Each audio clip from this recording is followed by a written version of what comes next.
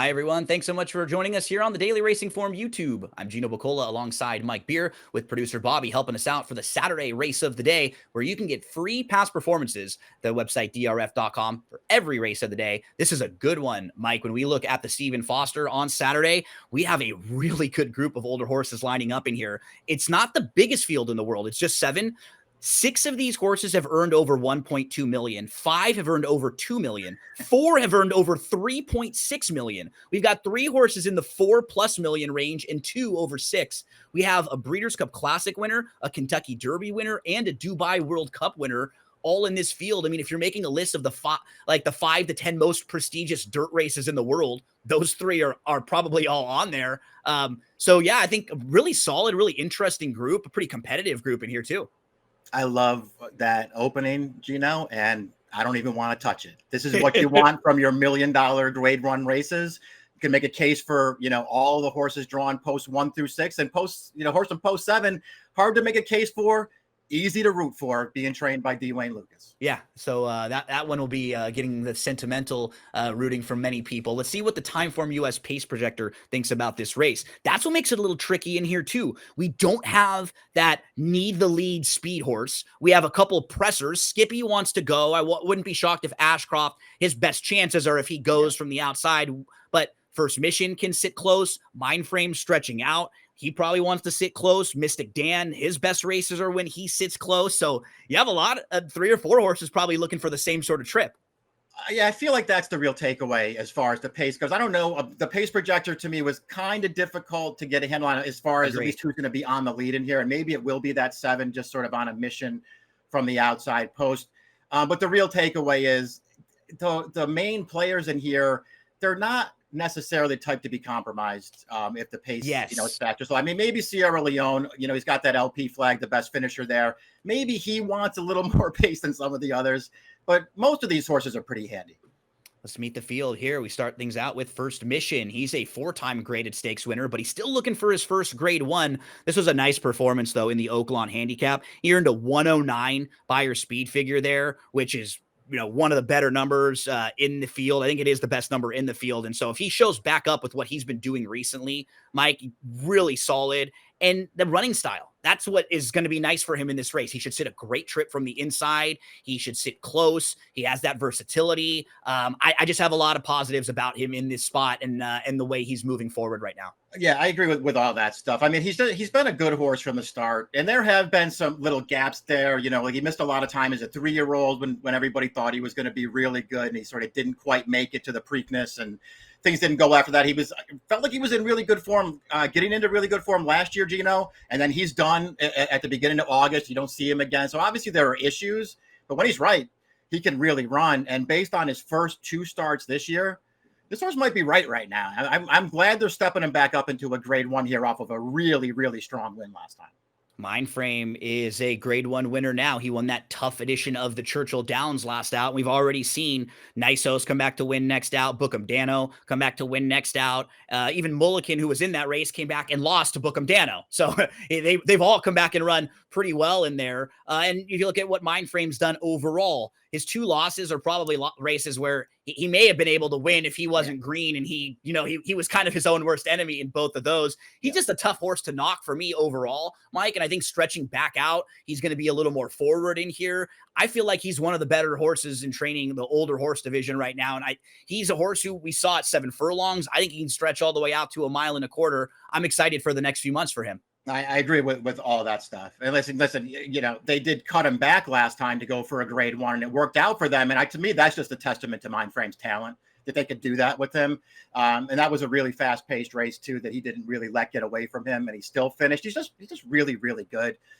He was 7-2 in the grade 1 win last time. He's 7-2 on the line here, and I don't think you're getting that price. No. He's going to be way shorter than that.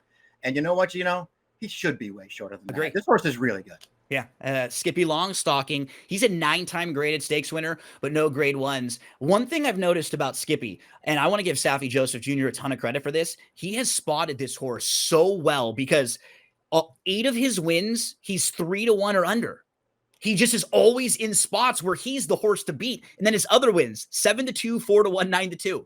Like, he never really is winning at a big price, which is great. They're spotting him well, but I think that shows you when he's the horse that's in great spots and he's the favorite, you can kind of count on him in spots like this. I'm not really sure in here against 3 or 4 other really good horses if this is where we're going to get the best effort from Skippy. Couldn't agree more. I mean, that's just my takeaway from him has always been he's a really nice horse, but even more than that, he's just been really well managed. And when they run him in the right spots, he is there for them. It feels like grade 1 races are especially legit grade 1 races. Yep. Just a little bit beyond his reach, I think. And I can't say I'm his biggest fan. I don't want to bet him against horses like this, but I really respect him. He's a really nice horse.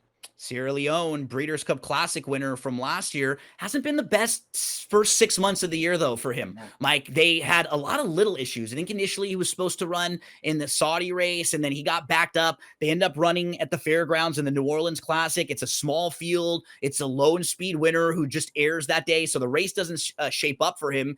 And since then, he hasn't run again. He's been working fine. It's not like he's missed a ton of time in the mornings, but almost feels like they want to just kind of start him over for the second half of the year here. Okay, now we can start here and we can have our goal of Breeders' Cup Classic and sort of work, in between there.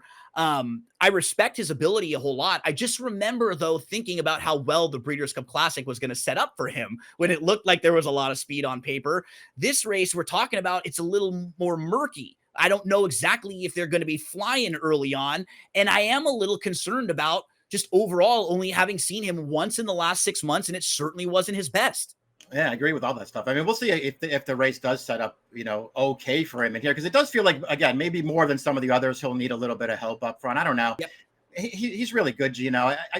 It's hard for me to get excited. It's been almost 100 days since that New Orleans Classic where he didn't, if you want to say he had some kind of excuse just because the pace wasn't really there for him, all right, I guess that's kind of true, but he still didn't, to me, just didn't run that well. Now it's been 100 days, almost 100 days. And as you've already pointed out, like, it's not like they were forced to stop on him for any reason. If you look up his work tab since March 22nd, he's just working right along, man. He's just out there training and not racing. I hate that. Yeah. But I guess the flip side of that is now that he's ready to run again, Chad Brown's not thinking that this horse needs a prep race. He threw him right into a $1 million grade 1 race. I think you're going to get the good Sierra Leone on Saturday. Mystik Dan looked like he might be done earlier this year. Yeah. He came off of a disappointing effort in the Malibu at the end of 2024. Then he just didn't really show up at all in the Pegasus World Cup. Give him a couple months off. They get back into a softer spot, but he did lose in that stakes race at Oaklawn to a decent horse in Saudi Crown, who's a nice one. But now, Mike, honestly, we've got the 2 best back-to-back races from Mystik Dan that he's ever run. He's in really nice form right now. He likes Churchill Downs. He sat a good trip. He got a great opening on the rail last time out. Antiquarian went a little wide, kind of took Hall of Fame out, but it opened up well for him. But that's sort of the way that Brian Hernandez rides him, keeps him inside, keeps him close, saves all the ground. It was very similar to the Derby. We know he loves Churchill. I was against him in his last few starts.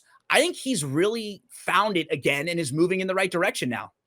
Yeah, no, that's all true. And, and it does feel like you were mentioning the trip that he got in the Blame last time that really sort of worked out for him. But he always travels in that race. They got him right where he wanted to be. He always looked like he was going to run.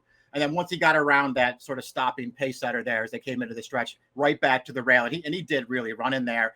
And it's pretty clear now, Gino, that trips, that kind of trip especially, it's really important to Mystik Dan because every one of his good races, his top races, they look just like that. His Southwest looked just like that. His Derby looked just like that. His Blame looked just like that. He wants to sit in behind horses. He does not want to go out into the clear. He wants to stay towards the inside. He wants to rally down there. We'll see if that trip works for him here. I don't want to bet him against these horses. I think this is going to be too tough for him.